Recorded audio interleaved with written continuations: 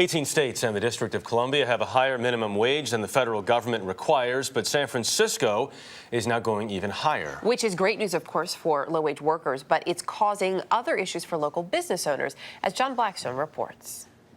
In San Francisco, one of the most expensive cities in America, low-wage workers are getting a raise. On January 1st, the city's minimum wage will rise to $10.24 an hour, the highest in the country. It's nearly $3 more than the federal minimum wage of $7.25 an hour. This is another San Francisco first.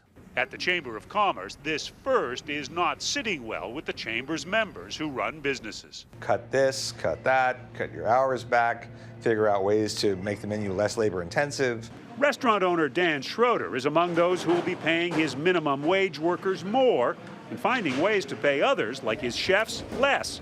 Because in already high-priced San Francisco, the minimum wage goes up when the cost of living goes up.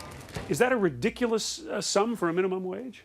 No, because the cost of living is very different in different places around the country. In San Francisco, it is very high.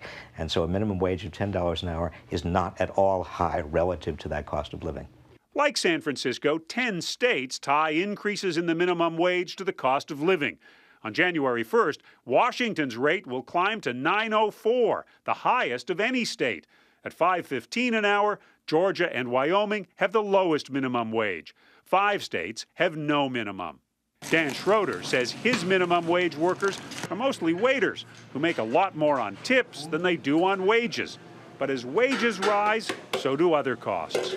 There's a ripple effect. So it's not just the minimum wage goes up. The city's only payroll taxes go up, and then the Social Security Medicare taxes go up. So all told, it's like $1,000 an employee.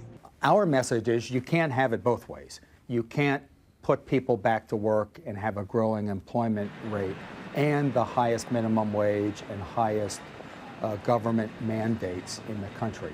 Some businesses do say that in this economic environment, a minimum wage increase is particularly hazardous, but they forget the other side of the equation. When you have people who have a little bit more money in their pockets, they turn around and buy more. While business owners suggest San Francisco is out of step, the city may actually be leading the way. A recent poll shows 2/3 of Americans favor a minimum wage of $10 an hour. John Blackstone, CBS News, San Francisco.